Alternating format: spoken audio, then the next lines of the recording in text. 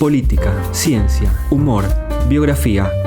Maneras de abordar el mundo real página tras página. Libros imprescindibles que nos hacen pasar del caos al aprendizaje, del hecho a su interpretación.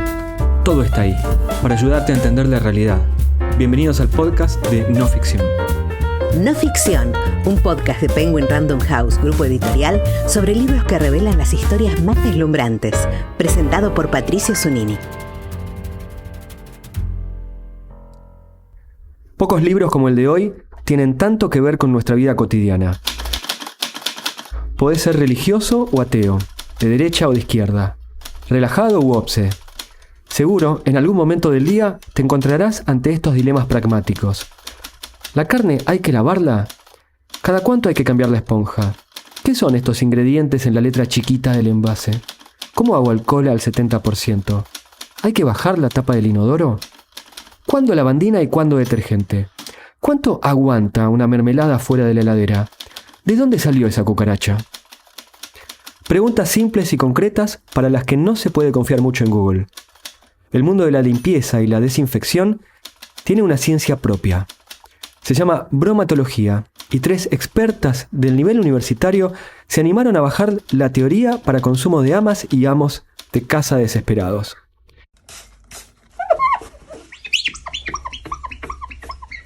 El resultado es Bromatología en casa, un libro que explica el porqué de muchas reglas de higiene y de paso tira abajo algunos mitos. Hablamos con una de ellas, Mariana Al, sobre todos estos temas.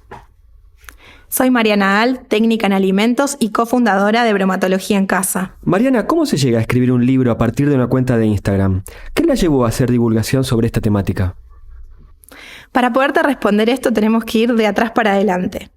Con Erika nos conocemos desde la facultad hace más de 10 años y en 2018 surge la idea de llevar este tipo de información, que es la información que nosotras manejábamos en nuestro ámbito laboral, a la gente. ¿Por qué? Porque vimos que explotó el boom de las cuentas en Instagram, principalmente de mamás influencer, de las chicas fit o de los cocineros, y veíamos que se hablaba muchísimo sobre alimentación saludable y en esa alimentación saludable faltaba la pata de la inocuidad.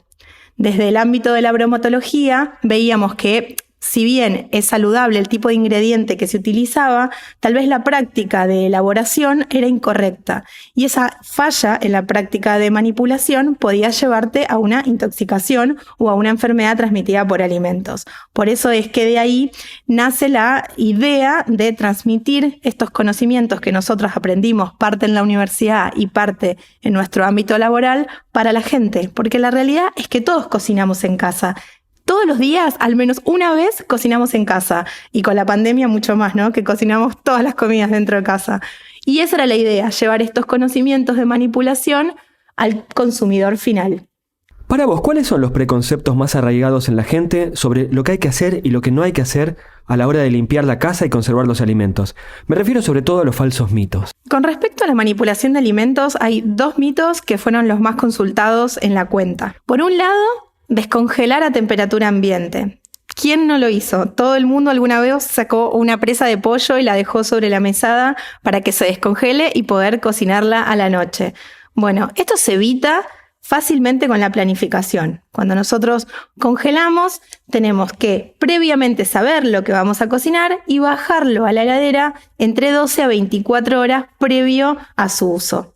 Una forma de que sea más fácil la descongelación es trozar o fraccionar lo que vamos a congelar previamente a congelarlo en porciones pequeñas. Las porciones pequeñas logran que en el freezer el alimento se congele más rápido, por un lado, que eso hace que las características organolépticas al momento de descongelarlo no se alteren, es decir, que no pierda tanto la textura, que eso también es parte de comer, que la comida nos guste.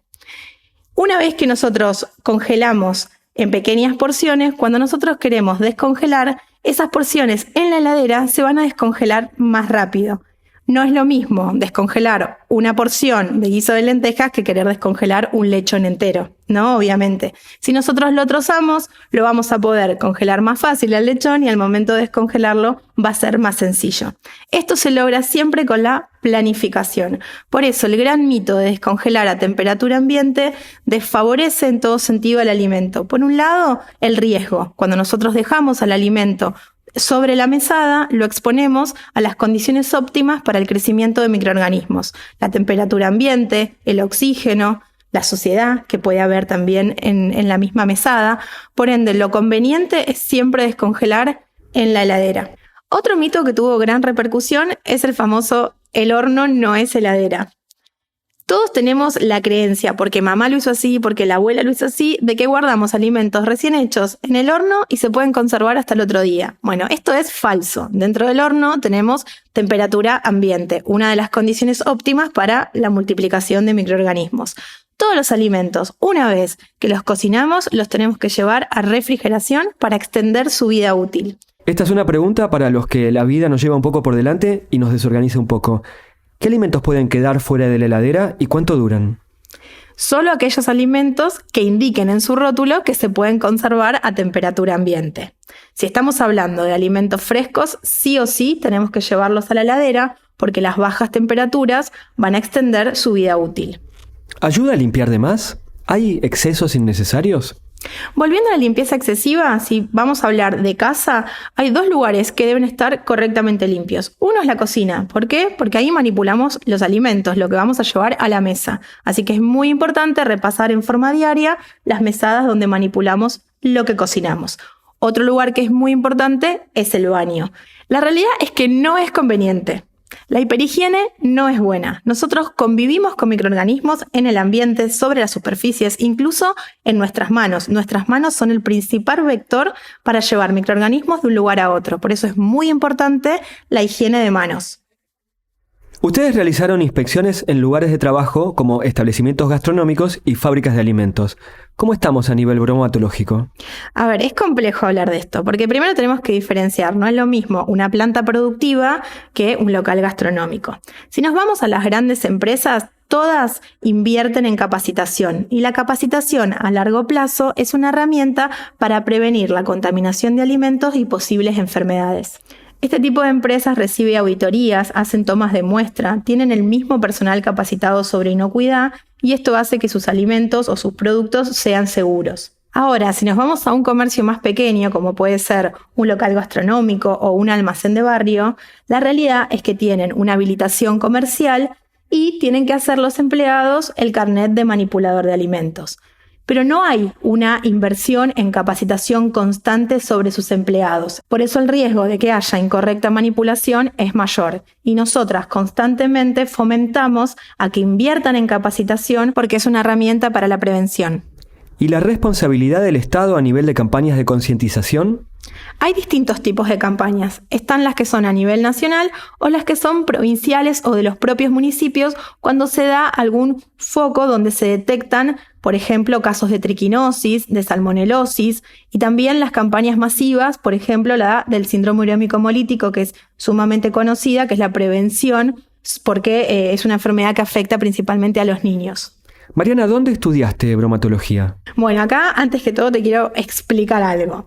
Como bromatología en sí, la licenciatura en bromatología la puedes encontrar en varias universidades, principalmente del interior. También tenés la tecnicatura en control bromatológico, que incluso tenés la Universidad de Entre Ríos, que se puede estudiar a distancia. Pero yo quiero aclarar que en el ámbito de la bromatología no solo trabajan los licenciados o los técnicos en bromatología. También estamos nosotros que estudiamos alimentos, puede ser ingeniería, licenciatura o tecnicatura en alimentos, o como Dani, que es ingeniera agrónoma. También existen veterinarios, nutricionistas que se capacitan en el rubro y trabajan en inocuidad. Por eso es muy amplio, puedes estudiar alguna de todas estas carreras que mencionamos, capacitarte y trabajar en el área de bromatología.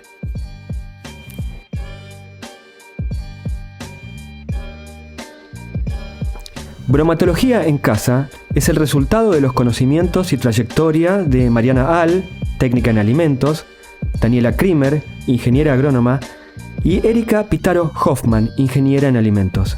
El libro tiene 192 páginas, abundantes gráficos y nos acerca a información valiosa que ayuda a reforzar hábitos y a desterrar mitos sobre el cuidado de la higiene.